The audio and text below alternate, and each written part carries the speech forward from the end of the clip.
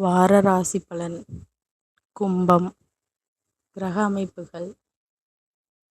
ராசிஸ்தானத்தில் ராகுவும் சந்திரனும், குடும்பஸ்தானத்தில் சனியும், சகோதரஸ்தானத்தில் சூரியனும் செவ்வாயும், சுகஸ்தானத்தில் சுக்கிரனும் புதனும், புத்திரஸ்தானத்தில் குருவும், களத்திரஸ்தானத்தில் கேதுவும் இருக்கின்றார்கள். சந்திரன் இந்த வாரம் கும்பம், மீனம், மேஷம் மற்றும் ரிஷப ராசியில் சஞ்சாரம் செய்ய இருக்கின்றார். பலன்கள். குடும்பத்தில் இருந்த பிரச்சனைகளுக்கு தீர்வுகள் ஏற்படும். பிள்ளைகளால் மகிழ்ச்சியான தருணங்கள் அதிகரிக்கும்.